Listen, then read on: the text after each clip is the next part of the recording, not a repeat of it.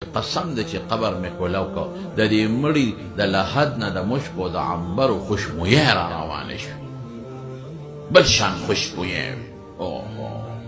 دا د خدای څه نیک بنده دی دا خو د جنت خوشبویه دی قبر خو اما روضة من ریاض الجنه قبر ګوره د جنت د باغچو باغچه وی چې قبر هم خاورې واپس واچولې د دې او ټولې دنیا محسوس کړه خلک راوچلېدل وی د هغې مړي وارثانو له لاړم مې چې د څه عمل کو راته ووایه څه عمل یې دغه مونځ به یې کوم روجې به یې نه وې نور خو د قرآن هم نه وړه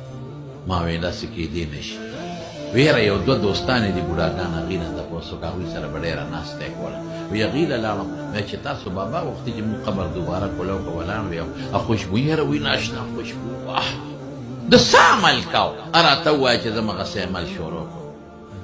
وی هغې راته وی چې د خو څه عمل نو مونځ به دم کو مونږ به هم کو روجې به دم نه وې مونږ هم ذکر و اذکار دم کو مونږ ته لا زیات کو درود شریف به دم وی مونږ به ته لا زیات وی قرآن دلم په ناظره نه وردي مونږ نه داسې عمل خو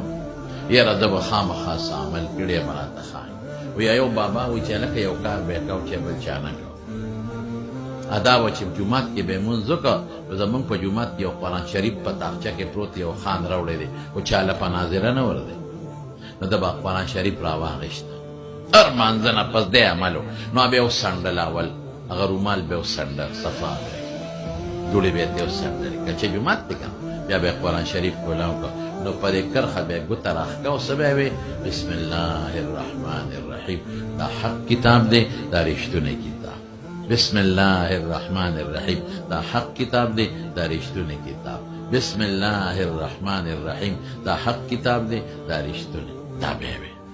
بیا به قرآن شریف ټپ کو او رومال کې به یې وکړه د مارونو ګورې واورئ قرآن دی له نه دی راغلی چې ته پې تشې ګوتې ګرځې تشې ګوتې نه پیغمبر مبارک ګرځولي نه صحابه نه تابعینو نه ائمه او نه په دې چا وصیت کړی چې ګوتې راکاږه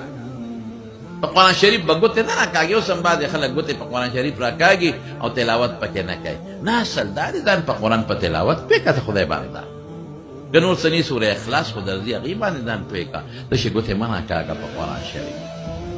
لیکن د مارونو هغه تشه ګوته راښکله ښه دا د هغه یو خپل عاشقانه مزاج او د مینې مزاج نو الله پاک وله په جنت کې چې په قبر کې جنت ورکو د جنت خوشبویي نو چې څوک ګوته راکاږي او تلاوت کوي الله